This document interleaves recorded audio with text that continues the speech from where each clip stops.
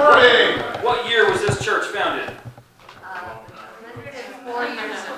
1912. Way back in there, 1912 is official, but before that, we know from history that a lot of women would, in their sitting rooms, would kind of have Sunday school, and once in a while a preacher would come by and drivel on about God knows what. And eventually that organized itself, and their husbands signed the forms and said, we're an official church.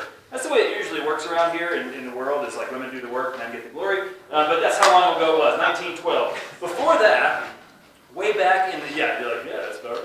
1870s, 1880s, when the only white folks in this area were trappers, before the only white folks in this area were miners, before the only white folks in this area were hippies, before the only white folks in this area were boulder engineers and such. Way back then, there is some evidence that there was a church here, but no one knows what it was like or why it disappeared or how it disappearing and our forming were connected. No one knows. We do know, however, that that was a long time ago. 100 and something years is a long time. Unless you're from this crowd over here, because our neighbors who flew in from Charlotte to take part in Rocky Mountain Mission this week, their church was already 100 years old when the first hymn was ever sung here. Their church was already 100 years old before anyone even had the name Nederland in this town. Their church still has a cemetery with a Revolutionary War soldier in it. That just gives you some gravity there. The Native Americans in what is now South Charlotte, right on the border of North Kakalaki and South Kakalaki, they would gather at this natural spring, just this place where water would come out. And when they'd gather there over centuries, and trails would form.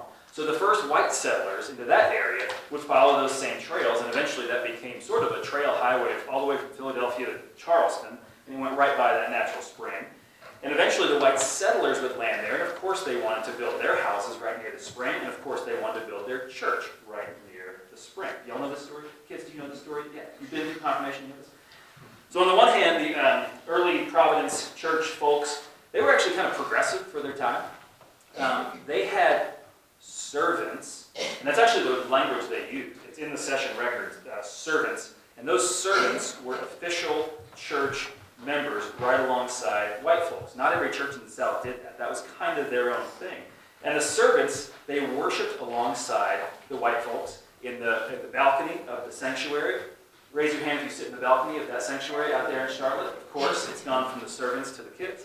The church even at one point opened a school for the children of the servants way before the government ever mandated that black children would be educated. And Providence even buried their servants in that cemetery in their own section. And as much as some of that makes us cringe to even think about the 100 years leading up to the Civil War, those were compassionate actions that challenged a broken status quo. That's the history of the church they come from. However, shining light notwithstanding, Providence Presbyterian also had plenty of scandals and absurdities and embarrassing incidents. Their very first minister, in 17 and 60, whatever that was, 66, came to interview. And he stayed at another minister's house. And that other minister of another church happened to have a teenage daughter. And that's where all the bad folk story jokes happen, but that's what happened. That teenage daughter became the wife of the first minister of the church. Kind of embarrassing, isn't it? Awkward. Another early pastor got in a fight with his wife and refused to serve her communion, and the session said, okay, we'll back you up, which is embarrassing. Another minister got so stressed out that he actually ended his own life, but the church blamed his wife, which was a really weird one. So on one hand, like racially, they were progressive with women. They were kind of misogynist in the past. Sorry, Providence. But consider this incident. President Andrew Jackson, his family was from around there, and when the president's father died, they were going to bury him in the cemetery. And so they're dragging his body on one of like the carts and everything. The guys dropped his body into a stream down in Waxhaw. But the guys who brought it there were so intoxicated that they didn't know they dropped him. And so they got to the church and they said, where's Andrew's dad? And so they had to go back and find him, and they buried him in a different place. Or another president, James K. Polk, was supposed to be baptized at the same place some of you were baptized. This president, no one knows anything about him, but he was supposed to be baptized there, except that his father refused to accept that God was three persons in one. So the session said, no, we're not going to baptize that kid. So he went somewhere else and became president. Or this is my favorite story about your history.